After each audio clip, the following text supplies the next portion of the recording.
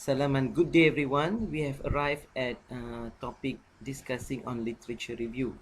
The contents of the chapter are as follow. The first, we will be discussing on the definition of literature review. This is followed by importance of literature review. The next will be types of literature review, information sources for literature review, how to write or compose literature review. Last will be discussing on how to develop a theoretical or conceptual framework for our study. Okay, what is the definition of literature review? Literature review identifies, evaluates, and synthesizes the relevant literature within particular field of research. If you look into the research report, whether a master's dissertation or master's research project or even a PhD thesis, you will notice that literature review is a special chapter placed at chapter 2. Chapter 2 is normally dedicated for literature review, and depending on the level of degree that you are pursuing, so the length and the depth of literature review varies. For PhD level, normally it can be about 40 to 70 pages long, the content of literature review. But if you are doing master's research, of course the content will be much lesser than that. That is to show that literature review is very important. So literature review will illuminate how knowledge has evolved within the field. It will highlight what has already been done, what is generally accepted, and what is emerging, and what is the current state of thinking on the topic. So as the one who is doing the research, he has to do literature review. And one component of literature review, as we will be discussing in our subsequent chapter, is what we call historical review. So the researcher will have to go through the evolution of the topic. So at the end, he will try his level best to put his research topic into perspective, into the context of the overall discussion of that particular topic in the field. So in addition, within a research-based text such as a doctoral thesis, literature review will identify the research gap. It has unexplored or under-researched areas. Okay, research gap, as I have mentioned in the previous chapter, can appear in the form of theoretical gap, or even practical or practice gap, or another one is methodological gap. These are the different gaps that can exist or can appear in research. So through literature review, a researcher will identify what type of gap, and he will propose on how to actually address this gap. Now, what are the purpose or the importance of literature review?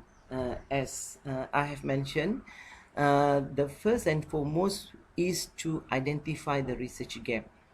The first one is theoretical gap. Theoretical gap is concerned with the testing or extending of theory. For example, a particular phenomenon that is being studied, the existing theory that are available may not be adequate to actually represent the phenomenon. Probably the theory is already outdated. The theory was probably developed like 3 or 4 decades ago, and with the latest development, some element of the theory may not be appropriate, and therefore a researcher may need to revise or extend that theory. So this is an example of theoretical gap, meaning to say that you will revise and update the theory. Or it is also possible whereby the current phenomenon lacks of any theory. In other words, there isn't any theory at all. And because of that, you may need to come up with a theory. So a researcher may adopt a qualitative research approach, and at the end of the research come up with a theory. The current situation faced by all of us, not only in Malaysia, throughout the world, about this pandemic that is striking all of us.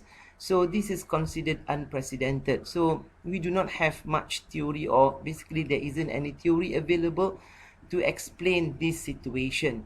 So probably a researcher who wants to understand this situation may have to adopt the grounded theory approach and come up with a theory which can be later tested by future researcher to validate the theory.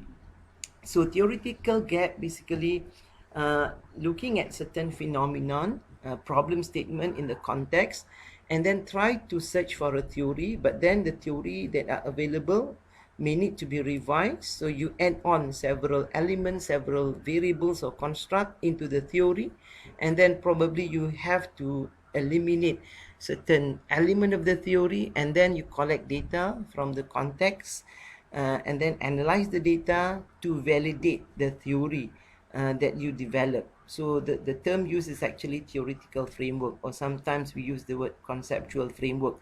So a researcher in the social science and management normally will relate their study to certain theory. They will use theory, they will adapt theory, they will extend theory. That is very normal. So it is expected that at the end of the research there must be some element, or there must be some element of theoretical contribution. That's why this theoretical contribution is actually triggered by the theoretical gap. So this theoretical gap can be identified when we do literature review. When we do extensive literature review, then we can identify what is really in need in revising the theory when it is being related to the context or problem statement or problem or issues being studied. Now, the second possible gap that a researcher can look into will be methodological gap. Methodological gap is a situation where the existing method is inadequate or may not be accurate to be adopted or used by a researcher. So probably the current method needs some improvement. So the research will look into existing method and come up with another method to really solve the problem. So methodological gap normally is quite appropriate at the PhD level. Normally for master's project, very rare researcher will address this methodological gap. Normally researcher will always will just adopt or use whatever available method that are being advised by researcher in most textbooks on research methodology. Practical gap is a situation where certain theory is not easily implemented or is not easily translated into practice. There are many theories that have been developed by researcher, but this theory exists as a theory, and it is quite difficult or almost impossible sometimes to translate into a practice. So a researcher may want to do a research that will end up developing a tool or instrument or an apps, for example, that will translate a theory to become something that user can actually use and apply in day-to-day basis. Okay, that's the first purpose of doing literature review. Second is to locate our own research within the context of the existing literature. Example, if you are looking into research on knowledge creation or knowledge conversion ability, there are so many research that had been done by researchers. So if you were to propose another one, so how would that being placed as compared to the other research, and how do your research is going to be located if you were to put in the entire gamut of the field? Okay, that's the thing. And the idea of doing literature review also is that we want to try our level best to avoid duplication. Well, to some extent, replication in research is permissible, but if we were to replicate or duplicate what other people had done, so that is no point. So through literature review, we want to make sure that we are doing something that not really duplicating other people's work, even though to some extent it is still permissible. Okay, but when you duplicate, the value of novelty is very less. So what is expected for a researcher, especially those who are doing PhD, try your level best not to duplicate everything. Duplication in terms of certain variables or instrument, that is quite normal and acceptable. But if you duplicate the whole framework and then you only test in a different setting, so the value of novelty is not that extensive, or not quite well accepted for a PhD or doctoral work. Now, literature review, in the process of doing literature review, we will have to identify what are the theories or frameworks, models that had been used by previous studies, and from there, it will help us in the development of what we call theoretical framework or conceptual framework. At this point, you just pick up these words. Later on, as we progress in subsequent slides, I will explain in greater detail what is meant by theoretical framework or conceptual framework. So, theoretical framework and conceptual framework, which we develop for our study, is actually derived from existing theories or frameworks or models. So, from the literature review exercise, we can identify what are the main theories, what are the main underpinning theories that researcher had used in studying a certain phenomena or topic. And from the theories and frameworks and models, we can also extract variables which we can integrate into our theoretical framework. Now, the next point or purpose why researcher embark on literature review is that to provide contextual review. That means to provide context of our research. When we study certain phenomenon, that phenomenon must be connected to certain context. For example, if you're studying about information systems effectiveness, so people will ask what is the context. So you have to provide a review about the context. For example, you are studying information system effectiveness among government agencies or government organization or department. So you have to review how information system is being used, implemented and evaluated. Then only you can relate the study with the context. So it is very crucial to do contextual review. In other words, the place, the location where you study has to be reviewed and included in the literature review chapter. Now, as I have mentioned in my previous chapter, we talk about paradigm, approach, method, and we will talk more about this in our subsequent chapters. But at this point, you have to know that when we talk about research, there are research paradigm, research approaches. If you can recollect, research approaches that we have discussed, there are basically three: quantitative research approach, qualitative research approach, and another one which mix both, that is mixed method research approach. And method, we have got several. Among them are like case studies, survey, experimental design, grounded theory, ethnography. These are the different methods that can be used. So when you do literature review, you can identify what are the common or what are the main paradigm approach used by previous researcher. Such review is called methodological review.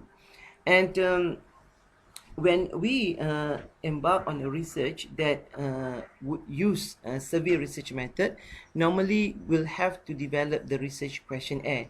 Okay, so that research questionnaire will have items or questions, and these items or questions are normally developed by adapting what previous researcher had done. Well, um, of course, we can also develop items or questions on our own, but if you are measuring variables where that particular variables had already an instrument developed by previous researcher, so normally researcher advise us to adopt that particular instrument. So no point to reinvent the wheel, because instruments for measuring that particular variables are already available. So might as well that we adopt and we adapt to suit the nature, the context of our study. So doing literature review can help us to develop the research instrument, particularly the research questionnaire that we will be using for our data collection when we are using quantitative research approach, particularly the survey research method. Now, there are several types of literature review. The first one is called historical review. Historical review will examine the literature on the topic throughout a period of time. So we will write, in an evolutionary, progress, starting from the conception of that particular topic right until this current date, the present day. So how has that topic developed and progress across time? That is historical review. Sometimes you have to go to the very basic, okay, about that particular topic. Okay, for example, if your topic is about knowledge conversion ability, so you have to start describing when was the topic conceived, who was the uh, proponents or earlier researcher who had investigated on that particular topic, and up until now, what is the latest development on that particular topic. So that is historical review. Another type of review is called theoretical review, which normally focus on empirical research and looking into the theories, the models, the framework used by previous researcher. In other words, when previous researchers study a certain topic or phenomenon, what theory that they had actually referred or used to study that phenomena. The third type of review is methodological review. Methodological review focus on the methods, not only on the methods but also the paradigm, the approach. Now, the theoretical review will help us in our theoretical framework or conceptual framework development, okay, which is very necessary for social science and management research. Whereas methodological review will help to justify what is the appropriate method that we can use for our present study. So that method is a chapter by itself in any thesis or dissertation report. Normally, that method is placed as in chapter 3, research methodology. And prior to writing or composing that chapter, in our exercise of doing literature review, we read articles, we will definitely come across all those methods used by previous researchers. So as we read and understand all these articles, that will provide us some insight and what is the best method to be used when looking into our problem statement. Now, the next type of literature review is contextual review. So contextual review will examine the context of the phenomenon being studied. Example, if you are studying knowledge sharing behavior among lecturers, okay, in higher learning institution. So you have to discuss about knowledge sharing behavior in higher learning institution, higher learning institution. Yeah, you have to provide an overview, a review, how this particular knowledge sharing is taking place, how do these lecturers actually exercise or share their knowledge. Okay, now normally when writing literature review, a researcher will blend all these elements, theoretical review, methodological review, and also contextual review. All these will blend together, and then in writing all this review, you will highlight certain things, example the gaps, okay, and then you will also highlight, you know, the development of the theoretical framework, okay, and then the justification for the method that you should be using, okay. So normally it's up to the creativity of the researcher to write that the chapter. That means there isn't any standard or template, okay, but the elements that you should be writing should comprise that historical review, theoretical review, methodological review, and contextual review. Very rare you see in a thesis you have this subheading: historical review, theoretical review, methodological review, contextual review. Very rare. Normally researcher will blend all this together and create a more suitable subheadings in the outline of the chapter 2. Okay, by the way, there's another type of literature review called systematic literature review. So unlike contextual review or theoretical review or historical review or even methodological review, this systematic literature review is a type of a literature review that uses systematic method to collect secondary data, critically appraise research studies, and synthesize findings qualitatively and quantitatively. So it's a type of study whereby you will collect data using certain protocol, certain procedure, and all the process need to be documented. But prior to embarking on this data collection using certain protocol, you have to first identify the objective and the research question. So this is a type of literature review where many researchers nowadays have adopted to come up with a research article. So it's possible to have systematic literature review or to adopt systematic literature review approach and to be included in your thesis, but normally systematic literature review is not very extensive as compared when you write not adopting SLR. You know, when you write you using other ways which combine all the elements that I've mentioned, normally that approach is better and is more comprehensive and all embracing. Okay, now let's look and discuss about the process of writing literature review. Basically, we can segment into three activities. The first one is to locate the literature. Number two, you have to review the literature. And then number three, you have to write the literature review chapter. Okay, how do you locate the literature? Nowadays, with the internet and with the availability of search engines and also databases, so locating the literature is no longer a very daunting task. Okay, so you have to start with all those popular databases in your field. Okay, these are lists of popular databases that we can choose from to start our searching. Okay, uh, you have to go to all these databases, because especially those who are doing PhD, remember in PhD your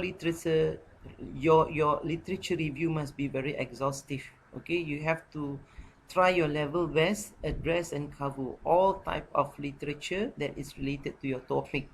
So go through and all these databases. If you are, this is not exhaustive. Okay, this is not exhaustive. There are other databases also that researcher can refer. Okay, a complete list is available here. You can click on this website. It has a complete list of databases, academic databases and search engine that researcher can use. So you start searching from all these databases, but you have to have a proper way of managing your literature search, because we want to avoid duplication of effort. And you have to also make sure that you refer to prominent journals in your field. For example, here I have listed the 8 high-ranked journal in information system or information science. Okay, this is called the 8 basket of information system journal. So normally any one of you who do research on information system, you have to refer to these journals. Okay, these are very um, uh, reputable journal where reference to article from these journals is almost inevitable. In other words, in your listing of references, you have to have articles extracted from these prominent journals. Um, all right, now as a learning activity, I want you to identify what are the top ranked journal in the field of knowledge management, information management, library, and information science. Okay, please identify. We will discuss that in our online meeting. Okay, now you have to also look for articles that are being published in conference proceeding. Okay, a conference proceeding is actually a collection of academic papers published in an academic conference, seminars, or workshop. So these conferences, seminars, or workshops will sometimes publish these academic papers. So these papers are sometimes very uh, useful, very essential in helping us with our research. So try not to avoid conference proceeding. Uh, some conference proceeding are included in the databases, especially these two indexing databases, Web of Science. However, Web of Science only index conference proceedings starting from 2008 onwards. And not many conference proceedings are being indexed in Scopus. So because of that, you have to find ways on how you can access to these top ranked conference proceedings. Okay, there are also conference proceedings that being published, but you have to subscribe, and subscription is normally very expensive. You have to purchase the articles or the proceeding. Okay, so how do you determine whether that conference is a reputable conference in our field or not? Okay, if you go to certain directory like allconference.com, you can see hundreds if not thousands of conferences being organized all over the world every year. But how do you know whether that conference is a reputable conference? Because normally people understood that conferences is mainly for profit making, not so much into for um, uh, quality output, research output, not so much. But there are conferences who are really very keen into quality output, and these conferences are regarded as top ranked conferences. And in order for us to identify whether that conference is a high rank conference, is that normally that conference will be supported by professional organization in the field. And this conference will later publish the articles, the papers presented in that conference, on a yearly basis.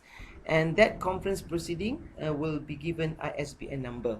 Okay, and examples of professional organization that normally support or even organize conferences are examples: Association of Information Systems, Association of Information Technology Professional, Computer and Communication Industry Association, the Association for Information Science and Technology, okay, American Library Association, Arts Library Society of North America, International Federation of Library Association and Institution, or IFLA. Okay, these two are in the field of knowledge management: the International Institute for Applied Knowledge Management, International Council on Knowledge Management. So these professional bodies normally support, endorse, or even organize conference, and the papers published in their conferences are normally published in the forms of proceeding with ISBN number. But the issue and the problem is that our libraries do not subscribe to this conference proceeding, so you have to identify ways on how you can get access to these articles. Okay, as a learning activity 2, please identify any three top ranked conferences in the following field: knowledge management, information management, library, and information science. Describe how to access the proceedings in case our library do not subscribe. Okay, the next element in literature review, or the next activity, first we have to locate, and second one is to review the literature. So this reviewing of literature can be broken down into three important components. One is analyzing the literature. Number two is evaluating the literature against certain criteria. And the third one is to synthesize. That means you have to combine the information that you have extracted and put it in your writing. Okay. So what do we mean by critical analysis? Critical analysis means analyzing or breaking down the parts of the literature and grouping these into themes, patterns, and trends. Okay. One of the ways that are normally being used by researcher is to split the element of the literature and come up with this summary, okay, in a table. Example, authors, and then the aims of the study, variables examined, the research method employed, and then main findings. Okay, of course, if you look at this, these are summary. Okay, so but the researcher will have to provide discussion from this table, not merely summarizing. Okay, and then the information extracted from the articles are actually based on the evaluation of the researcher. Remember, first we have to read the article and then analyze the article and then evaluate the content of the article. So how do we evaluate the content of the article? We evaluate in terms of the aim, objective. Is it in line with our current study, or is it almost similar, or is it different? Okay, and then we will have to also identify what is the theory being used. Remember, we talk about theoretical review, and then identify the research paradigm, the research approach, what method did the previous researcher had used, whether it was grounded theory or ethnography or phenomenology or probably case study, survey, etc. So this is the aspect of our evaluation. We have to also look into the research design, okay, how the research was actually conducted, what was the main purpose. We mentioned in chapter 1 whether the research can be categorized as exploratory or descriptive or explanatory, and look into how data were collected from the study. Did the researcher use questionnaire, or was it using interview, observation, and how did the researcher address rigor? Okay, how did the researcher determine the population, and how sampling technique was used in order to identify participants or respondents for the studies. Also, we have to look into the analysis techniques used by the researcher, and also the aspect of ethical requirements. Okay, and we have to also evaluate in terms of the main findings and the accuracy of the interpretation. Okay, please take note that all published work, whether the work is in the form of research article published in a journal, okay, article published in a conference proceeding, or even thesis, they are not 100% accurate and reliable. There are areas that you can always argue, but when you write literature review, your main purpose is not to highlight and expose the weaknesses or shortcomings of previous work, but the main intention, the main aim is to identify gap, opportunity for you to embark on a research. That is the main idea. So try not to actually highlight the weaknesses of other previous work, because you have to understand that when the work is already being published, or completed, example thesis, there are people who had actually evaluated them, the supervisor, the external examiner, the internal examiner, if it is being published in a journal, they were reviewers. But of course these reviewers, they are just human beings. Sometimes they can just overlook certain aspect of the research. Okay, so we as a researcher, when we review the article, we have to be really meticulous, look into the detail, the nitty gritty of the article. But the main aim is to highlight our opportunity, that means the research gap that we can address, not to expose the weaknesses of that particular study. Now, we have to also be mindful when writing our literature. So when composing the literature, try to avoid using harsh words, condescending words, or arrogant words. For example, so far there is no study. So avoid using this word, there is no study. So a better way to paraphrase that sentence is to write, so far there is a limited study. So we are more on a safe side. Okay, if you put there is no study, probably there are studies being done, and the researcher is about to publish the research. So by the time when you are completing your study, that particular research is already being published. Okay, so another example, we use the author had mistakenly interpreted, the choice of theory was apparently inappropriate. So all these condescending and arrogant words must be avoided when we write our literature review. Now, our chapter 2, which is literature review, prior to writing our literature review, we have to develop our plan, our structure. Okay, that will require you to have some extensive reading first, meaning to say, look at what and how previous researcher had developed their literature review chapter, and on top of that, you yourself must do a lot of reading. So after you have done a great amount of reading, that will provide you with some idea on how you should be structuring, or how you should be crafting your literature review chapter. So you have to prepare the outline. Probably you have 2.1 introduction, 2.2 overview of what, 2.3 what. So you prepare the outline. Okay, so after you have prepared the outline, so then the next step is to write. So you will just write, it's just like filling up the blanks.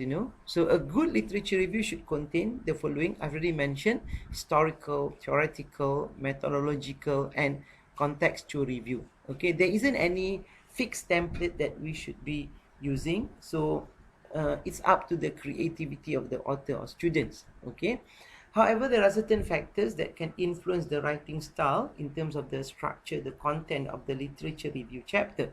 Okay, first is the choice of approach and method. So if the method is if the approach is quantitative and the method is survey, so the way you write will be different if the method is qualitative and if the approach is qualitative and the method is case study. It will be different. Okay, and also the level of study, whether it is master's or PhD, that will determine the writing style. For PhD, we expect that literature review to be longer, more extensive, and it has to be very comprehensive. And also we have to look into the common practice of the department where you study, or the faculty where you study, and also the common practice by your supervisor. This combination of factors will determine how the chapter should be written. Okay, so I suggest that first you have to come up with the outline, and then you have to start writing as early as possible. Okay, first just prepare the outline and then you start writing. Okay, slowly, gradually, okay, you write. Okay, so as you're writing your literature review chapter, don't worry so much about this grammar, grammatical mistakes or choice of words. Okay, don't worry about that. Okay, that is at the end when we do proofreading, grammatical editing. That at that phase we will address all this. So uh, the most important thing is that try to write, as you progress you have to start writing your literature review. So when I did my PhD, someone was advising me, when you read, then you have to write. No point you read if you do not write. So read and write should come together. So when we read a journal, there must be something added onto your literature review chapter. Okay, that's how you practice writing your literature review. Now, the common practice when like writing literature review, this is based on my observation. Normally, researcher will write on the evolution of the topic, okay, from the research perspective, and also researcher will write about the context of the phenomenon, and then researcher also will address the gap which can be connected to the problem statement written in chapter 1. Okay, researcher also will present a theoretical review, then provide the theoretical framework. Now, sometimes this theoretical framework section or headings is included in the literature review chapter, but it is also possible to see the theoretical framework, which is preceded by theoretical review, is being written in the research method chapter. That is a practice done by certain department. I've seen from my experience examining thesis, I've seen researcher writing the theoretical framework together with the research methodology chapter. So it's possible. Okay, if you look at those whom I have supervised, the students who had graduated under my supervision, normally the theoretical review together with the theoretical framework is a chapter by itself. So normally I don't actually combine the theoretical review and framework together with literature review. That is for PhD or Masters by Research. But for research project, normally I want that theoretical review and framework to be written together or inside the literature review chapter. And also there must be an element of methodological review, which highlights the method, the paradigms, the approach, okay, which can be connected to the research method in the chapter 3. So if you look at this common practice when writing literature review, you can see that all these chapters are interconnected. Okay, like in chapter 1 you have got problem statement, so the detail of that problem statement can be read in chapter 2 literature review. Okay, so in chapter 2 also, when you do methodological review, you will give some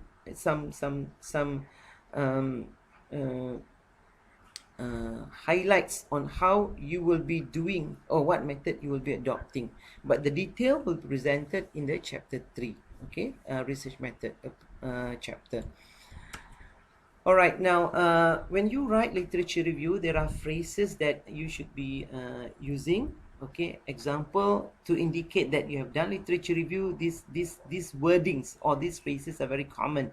The literature review shows that previous research showed seminal contribution have been made by, so on and so forth.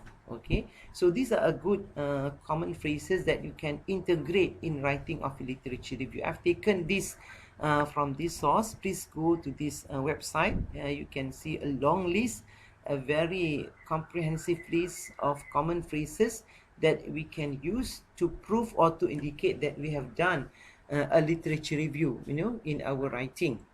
And then common phrases that we can use when writing the research gap.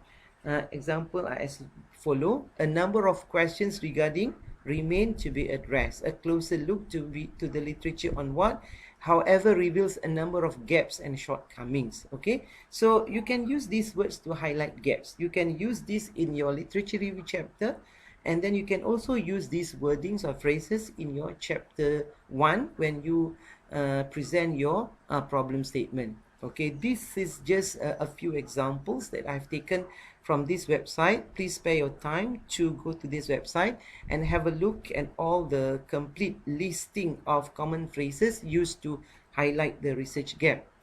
Now, previous slide, I mentioned that when you do the literature review, you have to analyze, you have to evaluate, and then you have to synthesize. So when you evaluate, you have got certain criteria. Okay, you have a checklist, and then you evaluate.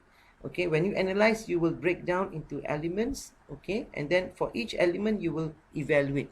And then when it comes to synthesizing the literature review, you have to show it, manifest it in the form of your writing. So synthesis, okay, in simple terms, is like combining, consolidating.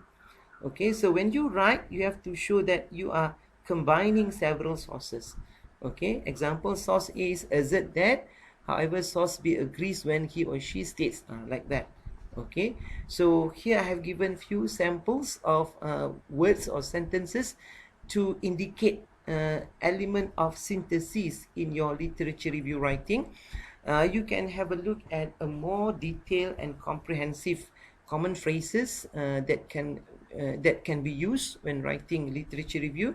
The website is here. The address website is provided here.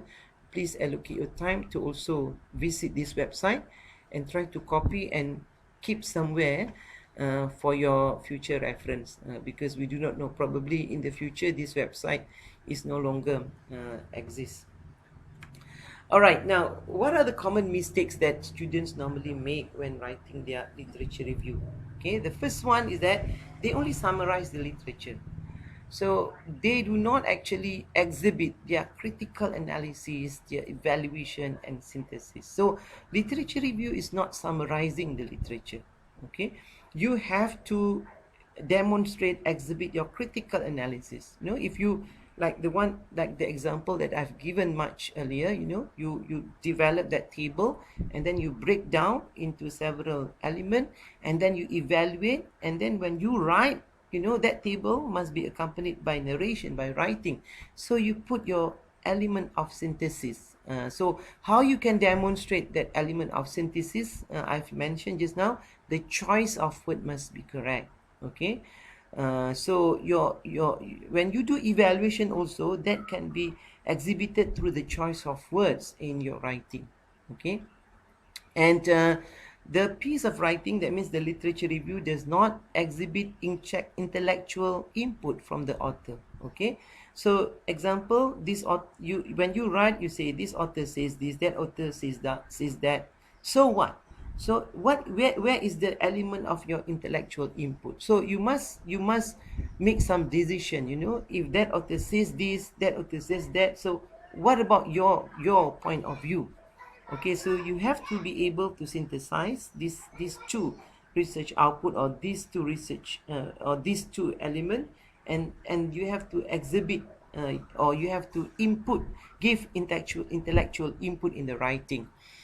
And then theoretical framework, you develop theoretical framework, but that theoretical framework is not being accompanied by extensive explanation and discussion. You know, I've seen theses where researcher, you know, present the theoretical framework, and then there is no accompanying narration or discussion about the framework. Okay, a framework is just a diagram, you know, that is only a diagram. What is more important is that the explanation, the discussion about the framework. Of course, we say a diagram is worth 1,000 words. That is true, but in the context of that research, the explanation is more important than the diagram. The diagram is just to simplify and to facilitate our understanding about the about the variables that we are focusing, about the scope of the research. But more importantly is that the narration, because the discussion will exhibit your intellectual input. Okay, we will discuss in our subsequent chapter later that when you have your framework, you know, you can see all the arrows connecting the variables. All these arrows, especially when you are doing quantitative research, all these arrows are actually representing a hypothesis. So this hypothesis, okay, by definition, hypothesis is educated guess. So when you hypothesize, you must be educated enough. So what do you mean by educated? You have to have sufficient reading. You have to do a lot of reading, make yourself really educated about that relationship. Then you propose, okay, what hypothesis that you expect to exist between that particular variable to that particular variable. Okay, so the common mistake done by students normally, that theoretical framework is not accompanied by extensive discussion or explanation. And then issue of plagiarism. This is another common mistakes. They tend to copy and paste, other people's idea without actually citing or acknowledging them, by providing in-text citation. So you have to avoid plagiarism. Okay, yeah, it's permissible to quote and also paraphrase, but make sure you cite, uh, you acknowledge, okay, the original author. Okay, there are a lot of citation style, but in the context of UITM, especially our faculty, we are using the APA style, citation style. Okay, this is the general uh, guideline for citing, APA citation. Please spare your time. There are a lot of resources available on the internet. Just search using Google. You can easily arrive to a lot of websites where you can learn. There are also a lot of YouTube videos that you can learn on how to do this citation. Okay, so normally students confuse how to cite. Okay, example like in this I gave, okay, Masrik in bracket 2015, or Masrik 2015, my name and also the year in a bracket. When to use, how to use, students normally got confused. And also how to cite when the article has got 3, 4, or 5 authors, or more than 6 authors. How to cite? So there are ways and on how to do this citation and also referencing. Please explore yourself. Okay. All right. Now, as a learning activity, what I want you to do is that evaluate the sample proposal that I've given in a UFuture, uh, and also identify the following elements, whether they are present or not: historical review, theoretical review, methodological review, and contextual review. And please identify whether there are any mistakes or not made by the author in the sample proposal that I've given. Okay, now systematic literature review. Systematic literature review, remember, this is one of your assignments that each and every one of you have to do it. Systematic literature review identifies, selects, and critically appraises research in order to answer a clearly formulated question. So SLR follows a clearly defined protocol or plan where the criteria is clearly stated before the reviews is conducted. SLR approach for writing literature review chapter is permissible but not encouraged. What do I mean by this is that just now I said your chapter 2 of your thesis or research report or dissertation, okay, you can adopt the SLR approach. That means you can use structured literature review to write your literature review chapter. It is permissible but not encouraged because SLR has got its own limitation. Okay, sometimes it is being driven by your research objective and questions, so it is only confined to that and not very comprehensive. Okay, now literature review, as systematic literature review, has got several uh, activities. Okay, I've listed here, I think, 7 activities. Okay, the first one, you have to develop the research objective and research questions, and then identify the sources of articles or databases, and then specify the search criteria, the keywords that you will use when you search the articles in these databases. And then you have to specify the inclusion and exclusion criteria. Number 5, evaluate articles according to inclusion, exclusion criteria, and then analyze, synthesize the information according to the research objective and questions, and provide discussion of the results. Okay. I have provided you with this article. In case that you do not have access, you can just type that article title on Google search engine. I am perfectly confident you will be directed to this article. Please access this article. It's available in the UFuture, or in case you cannot get it, you can just search in the Google search engine, and then please download, please read, because this author has provided a very simple, straightforward article written based on a systematic literature review, which you have to also do for your assignment for this course.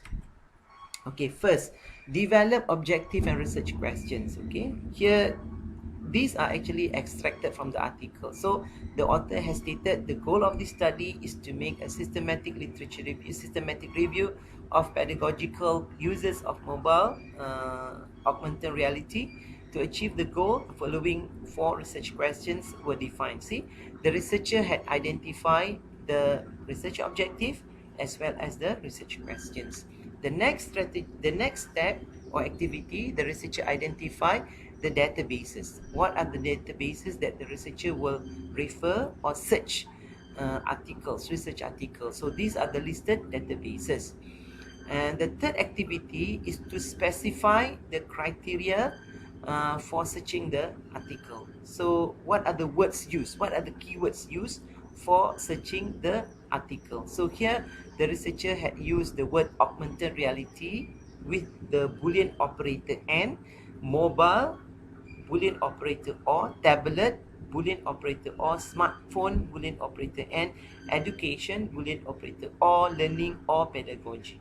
So these are the words that are being used by the researcher to search the articles in the databases that he or they have identified. The next step, they will specify the inclusion and exclusion criteria. So in this article, the author had specified that the inclusion criteria is published between 2000 and 2017. Focus on augmented reality, research on mobile systems, research on education or pedagogical method at any educational level, written in English, peer-reviewed conference and journal articles. So these are the inclusion criteria. Those articles that do not meet these criteria are considered the exclusion criteria. Okay, excluded. Okay, they will be excluded. So, and then based on the criteria, you will evaluate the article. Okay, so from the searching, this is what the author had discovered. Okay, IEEE, the author managed to get 316 research article. ECM yielded 203 research articles. Elsevier, okay, produced 85 research articles. And then out of all these articles, the researcher will analyze and then synthesize, and then they can compare the findings, okay, and then finally the researcher will present the results, whether in the form of table or using appropriate charts or graphs. Okay, so the results will be based on the research questions. And then finally, you as the author or the author of the article will provide the discussion of the results. So what is the implication of the results? Okay, findings to the audience, to the reader. What is the implication? Okay, what is the limitation of the study? Okay, probably example, this study only limits articles published in these databases. That is one example of limitation. And then suggest possible research work resulting from the study. So please follow all these steps or activity for doing your systematic literature review. So you decide what database that you want to refer. I would advise that you only refer to databases that are being subscribed by our library, okay, UITM libraries. Okay, now for your learning activity 4, draft a structured or systematic literature review outline on any topic of your interest based on the steps discussed above. So I do not want you to write, just identify what are the research objective, the research questions, the keyword, and then the inclusion, exclusion criteria, only that. Okay, all right. Okay, now you know, when you search literature, you will end up, you know, getting so many literature, and you can be easily drown, in an information overload. Nowadays, a lot of articles, and then when you just search using certain keywords, you will get thousands of articles. So how are you going to organize, okay, and store? Is going to be difficult if you do not have a very systematic way of organizing and storing this literature. So the best is to use an appropriate personal bibliographic tool, okay, like EndNote or Mendeley, okay, and then make sure you store like using like that cloud storage services, because that can help you to access anywhere everywhere you want, okay, like Google Drive, iCloud, OneDrive, okay. This is an example of the screen when you use EndNote. I've used EndNote before when I did my PhD, but now I am more inclined to use Mendeley. Okay, these tools are very helpful for you to organize your literature, for you to retrieve your literature, and also help you to search other literature. Okay, like Mendeley, it is very useful for searching, locating certain article or articles that are related to a topic that you are focusing. They're very